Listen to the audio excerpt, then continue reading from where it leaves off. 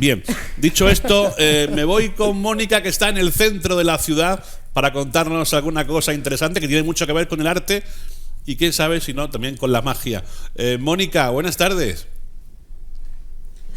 Buenas tardes, Alfredo. Bueno, todas nuestras tardes tienen algo que ver con la magia, siempre, ¿no? Siempre tienen mucho de algunas magia. Algunas más mágicas que otras. Sí, te has perdido como Gaby acaba de transformar un manojo de recortes de periódico en un fajo de billetes. Te lo acabas de perder, aquí delante de mis ojos. Lo he estado escuchando, luego lo veré en la repetición. No te lo pierdas, ya verás. Y el número de la película de aquí del Gran José, tremendo. En fin, cuéntame qué haces en el Centro Andaluz de la Fotografía, cuéntame. Pues mira, nos hemos venido hasta aquí porque Bernardo Díaz nos acompaña esta tarde. Muy buenas tardes, Bernardo. Buenas tardes. Y ha venido hasta Almería a hablar de novela, a hablar de historia, a hablar de fotografía a partir de tu libro Sin Dios. Vengo a hablar de la novela Sin Dios, en efecto, que es una novela compleja, histórica, de personajes muy especiales, muy especiales. Empieza en Algeciras y termina en León, pero ha recorrido medio mundo. La novela se dirige a Chile, Argentina, Canadá, viene a España en plena guerra civil, donde acaba la novela de una manera extraña, y es desde luego un recorrido apasionante, pero muy, muy, muy pegado a la historia, muy pegado a la realidad. De ahí que el libro contenga muchas fotografías, que son fotografías reales, son las fotografías que acompañan al relato histórico. O sea, se novela en torno a unos elementos muy, muy claros en la historia, unos personajes muy claros, y bueno, se fabula en alguna medida y se cuenta la historia terrible de una tribu chilena exterminada, los Selknam, una raza fantástica, unos tipos atléticos, una gente inteligente, que fue exterminada simplemente porque algunos colonos, algunos eran asturianos, otros eran andaluces, y deciden que hay que eliminar a los indígenas porque impiden la incorporación de ganadería masiva y la explotación de aquel territorio. Y aquella gente que lleva allí viviendo miles de años sobra. ¿Y cómo los eliminan? Pues con pistoleros que los mataban. Y a cada pistolero que llevaba con la oreja de un indígena, que era la prueba de que lo había matado, le daban 1 libra esterlina. Esto es terrible, ¿eh? Pero esto ocurrió hace un siglo, no ocurrió hace un siglo. ¿Cuál era tu objetivo de escribir sobre este tema y trasladárselo a los lectores? El objetivo no es que en un viaje a Chile, yo he viajado mucho por América Latina, un viaje a Chile, me encontré en Punta Arenas un monumento a Magallanes y un busto de un señor, tal José Menéndez, y empecé a preguntarme quién es este señor y qué es este monumento.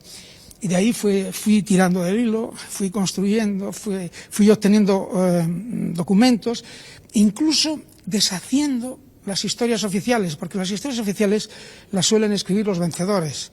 Y los vencedores, ¿quién eran? Los colonos, los que habían arrasado a los indígenas. Por lo tanto, construir una historia con elementos documentales precarios es difícil, lleva años de investigación. Pero en fin, creo que el resultado ha sido interesante y estoy muy satisfecho. Leonardo, trabajo de investigación, como nos comentabas, has estado en Chile, has tenido contacto a muchos documentos para poder desarrollar esta novela y además has conseguido hablar pues con familiares de algunos de los protagonistas que encontramos en esta novela. Especialmente he encontrado material documental y gráfico, muchos materiales. Más que porque realmente de los Selknam, que son la tribu que desaparece, pues no hay poquísimos, fueron exterminados, fueron eliminados. Tampoco eran tantos, podían ser 8 o 10.000, pero aquellos fueron eliminados. Lo que sí queda son rasgos de su cultura, rasgos de lo que eran sus tradiciones y que tenían además una peculiaridad, que no creían en Dios. Entonces, esto sorprendía mucho a los misioneros, porque no tenían ningún tipo de culto, ningún tipo de adoración, eran buena gente.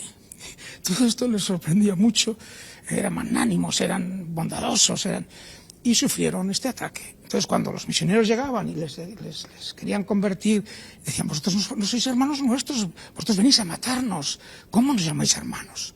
Es una historia terrible. De hecho, en Naciones Unidas, ya más recientemente, fue reconocido este siniestro de humanidad como genocidio.